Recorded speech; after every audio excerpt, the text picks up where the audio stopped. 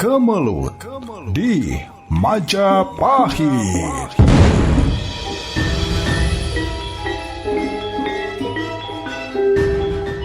Kemelut di Majapahit. Persaingan antara Dyah Gayatri dengan Dara Petak untuk merebut perhatian Raden Wijaya. Adipati Ronggolawe telah mengetahui bahwa pengangkatan Patih Hamengkubumi Kerajaan Majapahit, yakni Senopati Nambi, adalah pengaruh bujukan dari Dewi Petak, sehingga Adipati Ronggolawe melaporkan kepada Baginda Raja Kertarajasa. Akan tetapi, reaksi Baginda Raja malah mengusir Adipati Ronggolawe.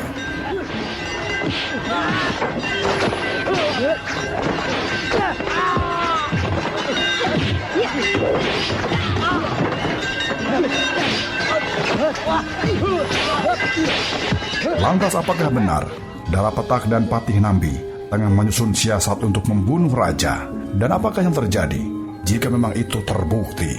Kita akan sama-sama simak dalam sebuah cerita mahakarya dari Asmaraman S. Kopingho. Jangan lupa subscribe, like, share, dan ditunggu silaturahmi pendengar semua di kolom komentar. Inilah sebuah karya Asmaraman S. Kopingho dalam sebuah cerita Kemelut di Mojopahit. Saya Gilang Kasnadi, penutur cerita ini. Selamat mendengarkan.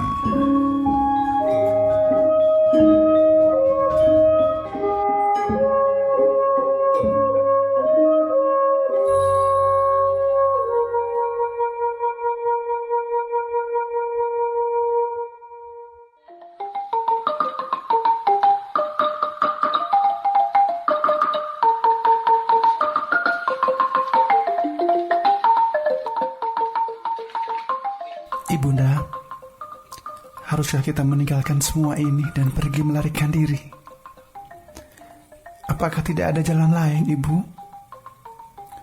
Dara yang sedang remaja itu dengan suara nelangsa berkali-kali bertanya kepada ibunya. Ibu, mengapa kita tiba-tiba menjadi penakut-penakut seperti ini sih, Bu? Kalau ada bahaya mengancam, apakah kita tidak mendapat perlindungan dari Gusti Adipati Ronggolawe yang terkenal bijaksana itu? Adik Dara itu seorang anak laki-laki yang usianya kurang lebih 10 tahun, bertanya sambil menentang pandang ibunya dengan dada dibusungkan. Dan tidakkah kita seharusnya membela diri dengan gagah perkasa seperti mendiang ayah?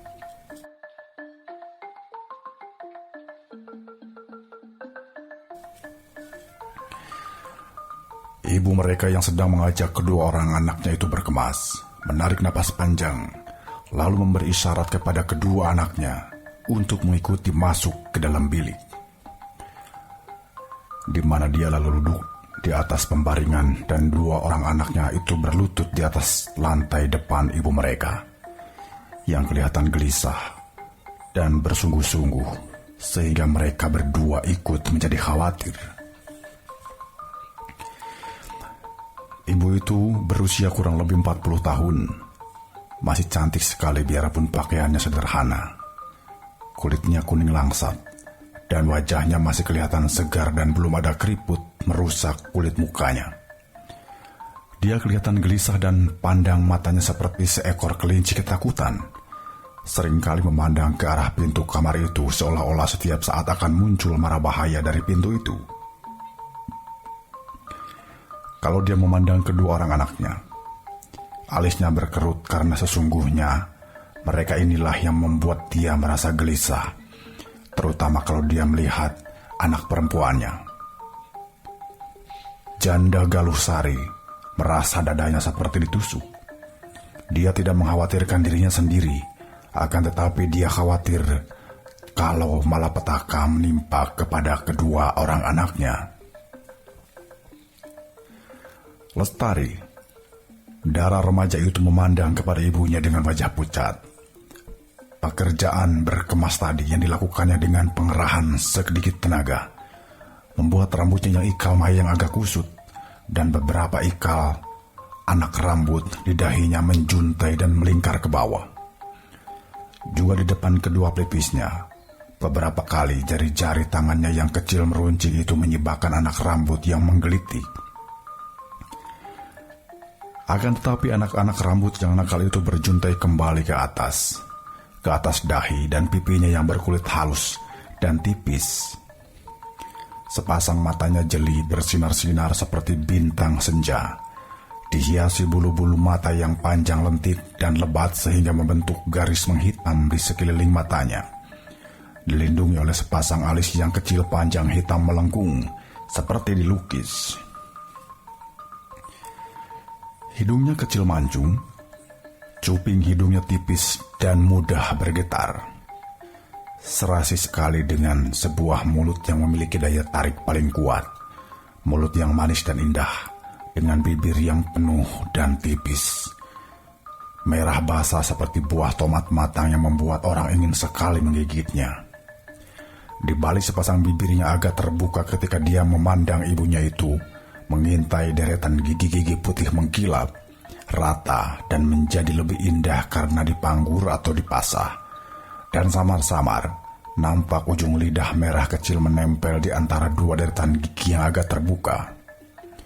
Sukarlah melukiskan keindahan darah remaja ini. Cantik jelita, dan seperti setangkai bunga yang sedang mekar, harum semerbak, mengandung sari madu berlimpah-limpah dalam usianya yang 15 tahun ini.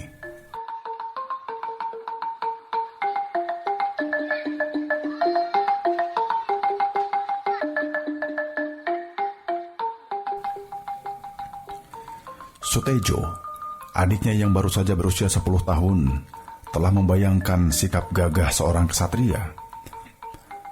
Tarikan dagunya yang meruncing, mulut yang tidak cengeng, sepasang mata yang bersinar-sinar penuh keberanian, serupa benar dengan mendiang ayahnya, seorang perwira yang dikjaya dan perkasa, Lembu Tirta, yang terkenal sebagai seorang di antara benteng-benteng Mojopahit, yang membantu perjuangan Raden Wijaya yang kini telah menjadi Raja Mojopahit pertama, bergelar Sang Prabu Kertarajasa Jayawardhana. Anak laki-laki ini baru berusia 3 tahun ketika ayahnya gugur di medan perang. Akan tetapi, karena seringnya dia mendengar penuturan ibunya tentang kegagahan ayahnya, maka dia bangga sekali akan kegagahan ayahnya. Sehingga kini membuat ibunya ketakutan dan hendak melarikan diri. Dia merasa penasaran sekali. Sambil membelai rambut putrinya dan merangkul leher putranya, Janda Galuh Sari berkata lirih, Tari, tidak perlu engkau menyayangkan semua harta milik kita yang tidak berapa banyak ini. Apakah artinya harta kalau jiwa raga kita terancam bahaya? Yang terpenting adalah menyelamatkan jiwa raga yang sekali hilang tak dapat kita cari lagi. Sebaliknya, harta benda dapat dicari setiap saat, anakku. Dan kamu, Tejo, jangan salah mengerti. Kita bukanlah penakut. Ibu tidak sudi mencemarkan nama besar ayahmu dengan menjadi penakut. Juga kita boleh percaya akan kebijaksanaan dan keadilan Sang Adipati Ronggolawe. Akan tetapi, bahaya yang mengancam kita kiranya tidak akan dapat ditolong oleh Sang Adipati. Janda yang masih nampak muda dan cantik itu kembali memandang ke pintu dengan gelisah. Kita harus melarikan diri malam nanti. Tidak boleh ditunda-tunda lagi.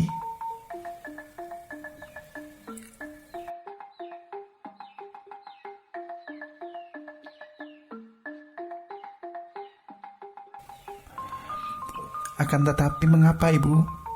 Bahaya apakah yang akan mengancam kita, Bu? Lestari bertanya. Kini mulai ikut gelisah dan juga memandang ke pintu. Ibu, siapa yang akan berani mengganggu kita? Keluarga mendiang Lembu Tirta? Sutejo berkata sambil mengepal tinjunya yang kecil. Tidak perlu kalian tahu akan hal itu, anak-anakku. Yang penting kalian ketahui adalah bahwa terdengar olehku adanya berita angin bahwa Kadipaten Tuban nampaknya bersiap-siap hendak memberontak terhadap Majapahit. Dan aku tahu benar, kekalutan ini tentu akan dipergunakan sebagai kesempatan baik oleh musuh besar kita. Siapa, Bu? Siapa, Bu? Lestari dan Sutejo bertanya hampir berbarengan. Dia, Progodigdoyo, Sang Panewu. Lestari bertanya dengan matanya yang lebar, jeli, dan terbelalak. Kenapa dia musuh besar kita, Ibu? Sutejo bertanya. Sebelum kita menghadapi bahaya, sebaiknya kalau ku ceritakan kepada kalian anak-anakku. Siapa tahu segera terjadi perang dan mungkin kita akan bercerai-berai. Ibu. Lestari menjerit ngeri membayangkan kemungkinan itu. Akan tetapi adiknya hanya memandang kepada ibu mereka. Sinar matanya tajam menuntut penjelasan.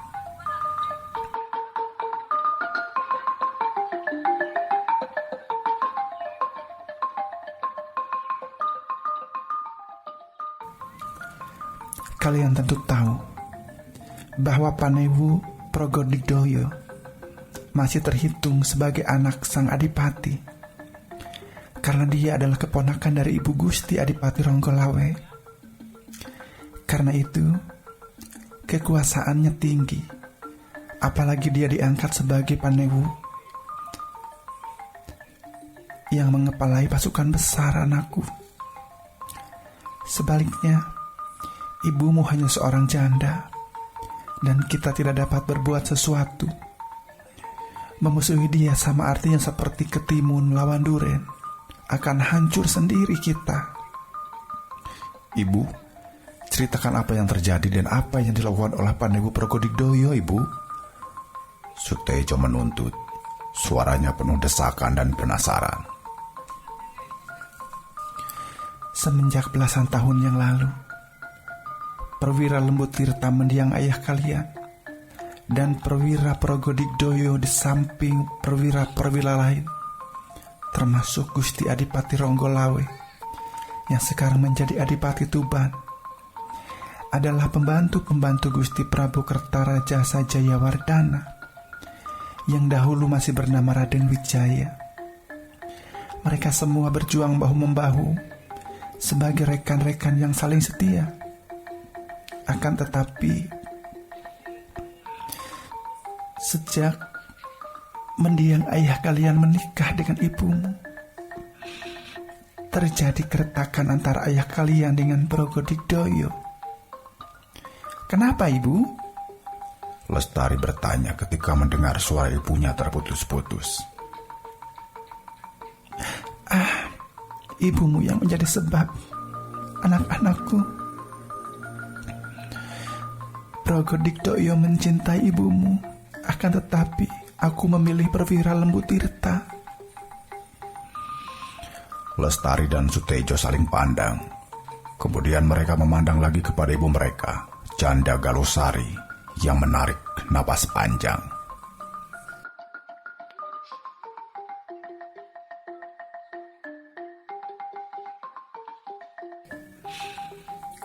Kemudian 8 tahun yang lalu, dalam sebuah peperangan, ketika mendiang ayah kalian dan Progodigdoyo sedang bertempur melawan musuh, bahu-membahu, tiba-tiba dari samping Progodigdoyo bertindak curang dan hianat.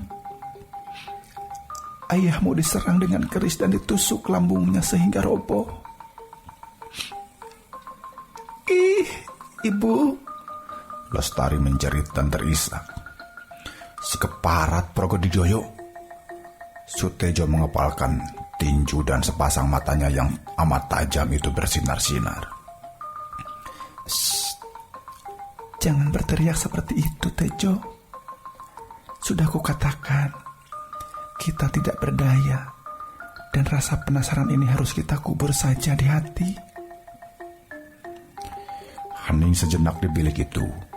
Sutejo masih berdiri mengepal tinju. Lestari masih terisak dan memeluk paha ibunya, sedangkan janda Galusari duduk termenung memandang kosong di depan. Bagaimana ibu bisa tahu apa yang terjadi di medan perang itu? Tiba-tiba Sutejo bertanya, pertanyaan yang menunjukkan kecerdikan seorang anak berusia 10 tahun. Ayahmu yang disangka telah tewas oleh Progodik Joyo itu ternyata masih kuat untuk merangkak pulang. Dan dia mati di dalam pelukanku. Masih kuat menceritakan pengkhianatan Progodik Doyo. Kenapa ibu tidak melaporkan kepada Gusti Adipati atau kepada Sang Prabu? Lestari berkata penuh penasaran. Siapa yang akan percaya, anakku? Aku mengkhawatirkan keadaan kalian berdua yang masih kecil.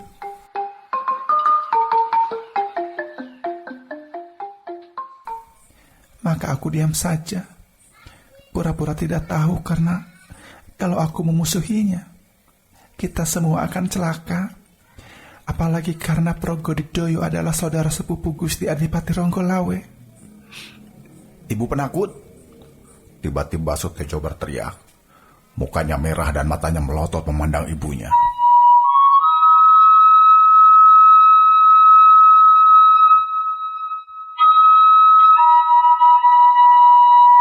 Janda Galusari terkejut dan menangis.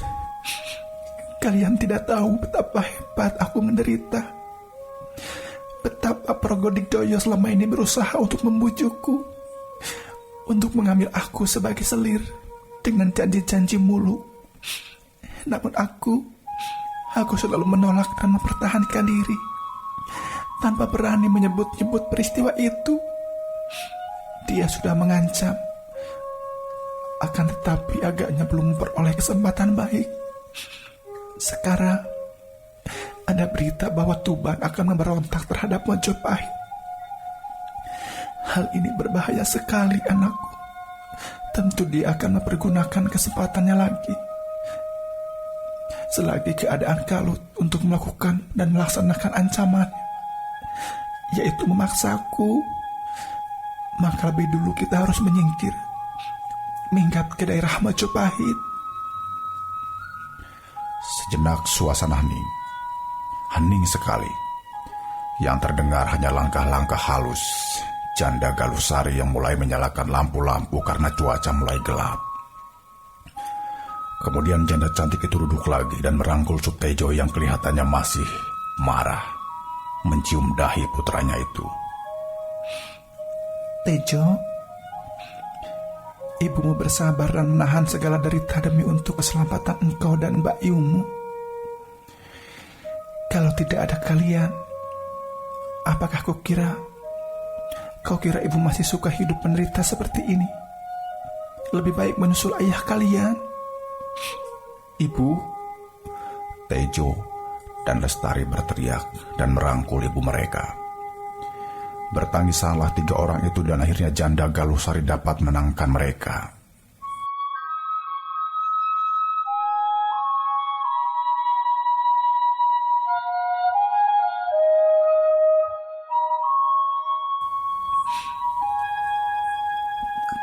Aku menjadi istri ayah kalian karena kami saling mencinta. Dan dengan cinta kasih segala apapun dapat diatasi dan dihadapi. Anak-anakku, selain itu ibu masih teringat akan wejangan-wejangan mendiang kakek kalian, yaitu ayahku yang menjadi pertapa. Oleh karena itu, aku tidak menaruh dendam kepada Progodik Doyo. Dendam menimbulkan kebencian, anak-anakku. Dan sekali kebencian bersemi di dalam hati, maka hidup akan merupakan penderitaan, karena kita tidak akan dapat mengenal cinta kasih. Apakah maksudmu, Ibu? Lestari bertanya. Mengapa kita tidak boleh membenci? Tentu saja kita membenci orang yang jahat kepada kita dan mencintai orang yang baik kepada kita, Ibu. Kembali janda Galuh Sari menarik napas panjang. Kelak kalian akan mengetahui sendiri, anak-anakku. Akan tetapi, selagi masih ada waktu, biarlah kalian mendengar wejangan mendiang kakekmu tentang cinta kasih murni. Maka terdengarlah nyanyian yang lirih namun merdu dari mulut janda itu yang menyanyikan tembang sinom. Kesunyian malam itu dipecahkan oleh suara lembut yang menggetar penuh perasaan dan menyusup ke dalam kalbu dua orang anak yang mendengarkan dengan hati terharu itu.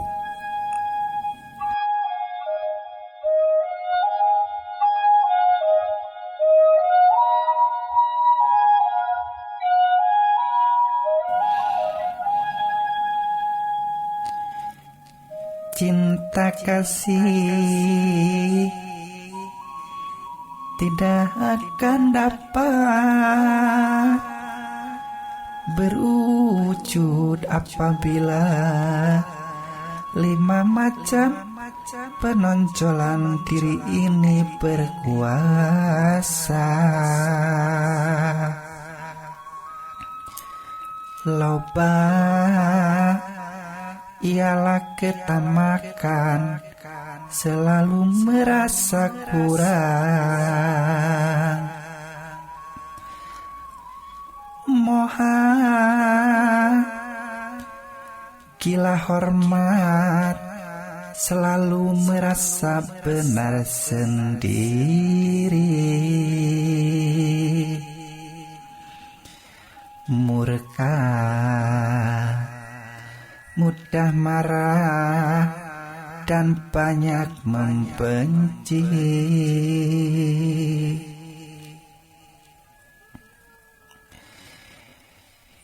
Himsa suka menyiksa dan membunuh. Matsarya iri hati dan suka mencela orang lain. Betapa indah dan agungnya cinta kasih. Tanpa cinta kasih, hidup menjadi kering dan gersang.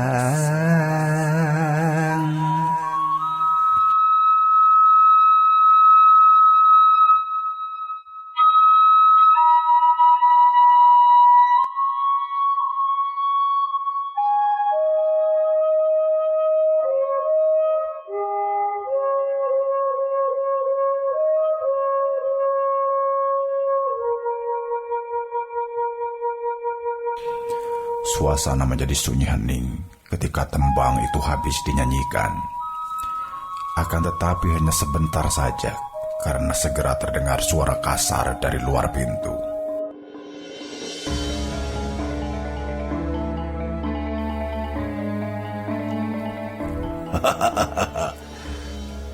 Betapa tepatnya nyanyianmu itu, Galuh Sari. Agaknya engkau sengaja menyambutku dengan nyanyian itu. Janda yang cantik itu menahan jeritnya dengan punggung tangan kanannya. Sedangkan Lestari memeluk pinggang ibunya dengan muka ketakutan. Ketika ibunya bangun berdiri dari tempat tidur, Sutejo membalikkan tubuhnya dan dengan kedua tangannya terkepal ia memandang laki-laki yang tinggi besar berkumis panjang, melintang, yang telah berdiri di dambang pintu.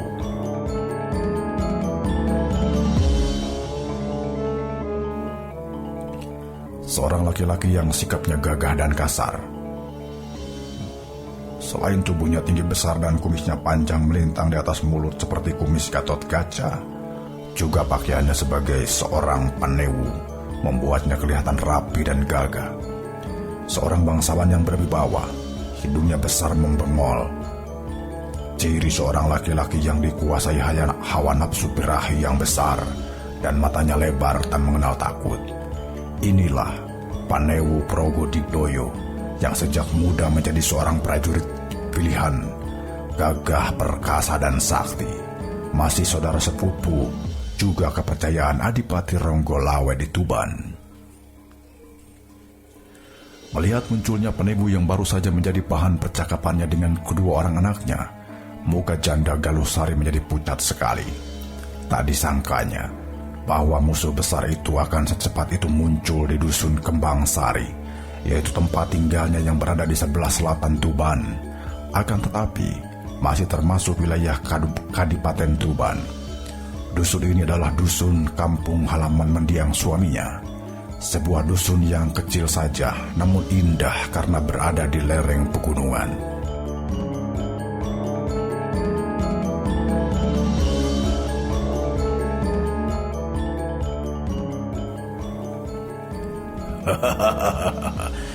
Engkau makin cantik saja, Galusari. Dan tembangmu tadi memang tepat.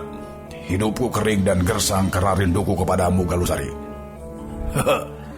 Setelah menanti selama 8 tahun, untuk yang terakhir kalinya aku datang sendiri meminangmu manis. Aduh, lihat, tidak kasihankah engkau dengan kedua putramu yang sudah remaja ini?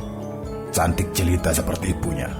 Dan lihat putramu yang masih kecil ini, begini gagah, mengingatkan aku kepada ayahmu, mengingatkan aku kepada ayahnya, yaitu Kakang Lembu Tirta.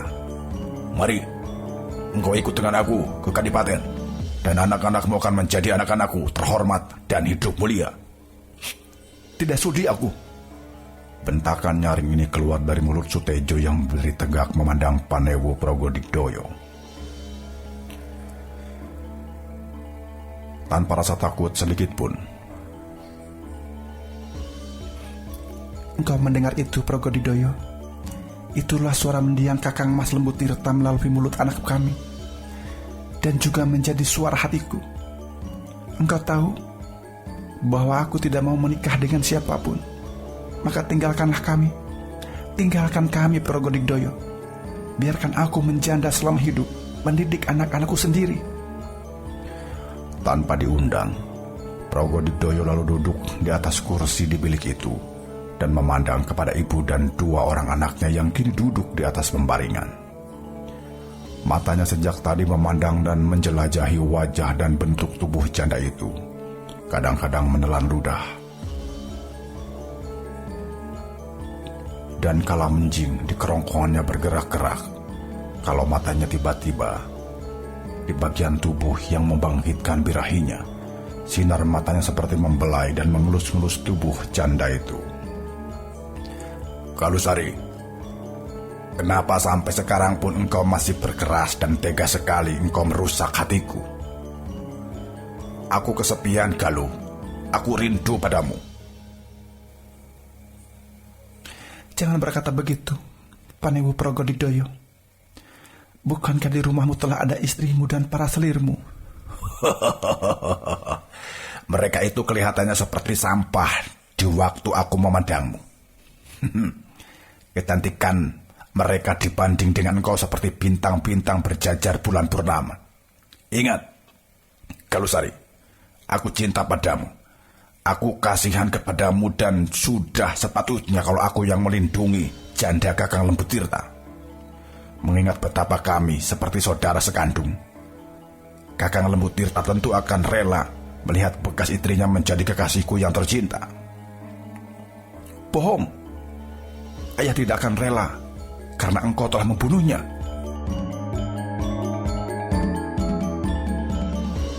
Tiba-tiba Sutejo berteriak dan Panewu itu sampai terloncat dari tempat duduknya mendengar ini. Lengannya yang panjang bergerak dan tangan kanannya sambil mencengkram punduk Sutejo dan ditariknya anak itu ke dekatnya. Apa kamu bilang? Bentaknya. Panewu Progodigdoyo, jangan kau ganggu anakku. Janda Galusari menjerit sambil menubruk maju, memegang lengan putranya dan menariknya. Terjadi tarik-menarik sebentar, kemudian tiba-tiba Progodigdoyo melepaskan cengkeramannya dan tubuh anak itu terlepas dan Galusari hampir jatuh. Terhuyung ke belakang sambil memeluk Sutejo dan terjatuh duduk di atas pembaringan, dipeluk oleh Lestari yang menangis. Akan tetapi Sutejo tidak menangis, hanya memandang Panewu itu dengan mata terbelalak penuh kebencian. Panewu Progodigdoyo menatap wajah janda itu dengan mata mendelik, dan sinar mata penuh selidik. Kemudian dia berkata, suaranya lirih, akan tetapi mengandung ancaman mengerikan. Galusari, jadi selama ini kau tahu? Janda itu mengangguk. Sebelum meninggal dunia, karena kecuranganmu, dia masih kuat merangkak pulang. Lalu ia pun terisak.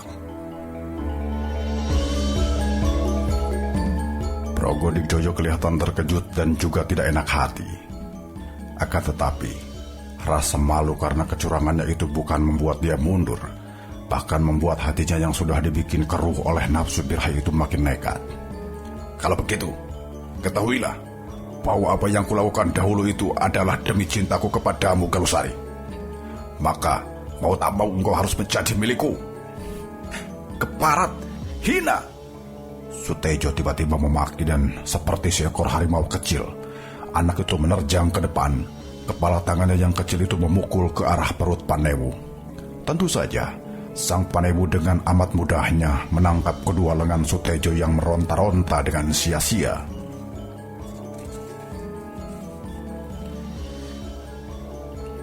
Progodigdoyo, lepaskan anakku dan pergilah. Kalau tidak, aku akan menjerit dan mengerahkan seluruh penduduk dusun Kembang Sari untuk mengeroyokmu.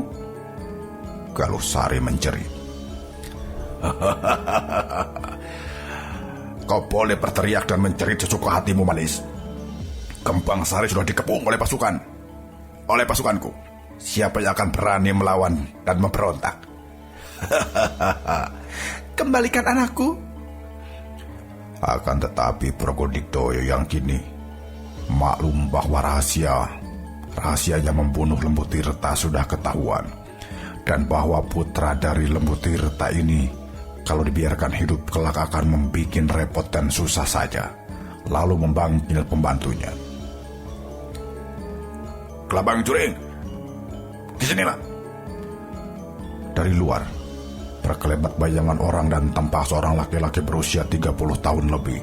Tubuhnya tinggi kurus, dan begitu masuk dia menggerling ke arah janda cantik itu dan anak darahnya sambil tersenyum-senyum.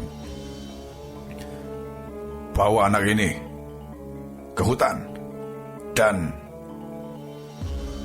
Progodigdoyo memberi isyarat, dan hanya Kelabang Juring saja yang maklum dan bahwa dia disuruh membunuh anak laki-laki itu di dalam hutan. Atau jelasnya, anak itu harus dibunuh tanpa diketahui ibunya.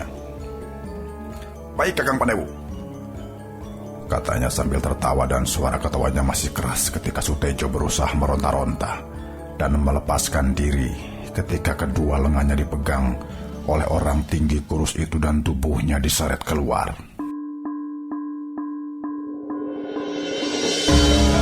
Pemirsa, bagaimanakah kisah selanjutnya?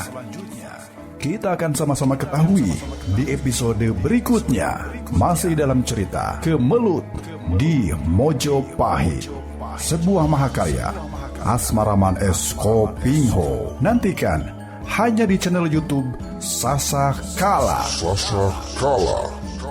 Saya Gilang Kasnadi, penutur cerita ini. Sampai jumpa.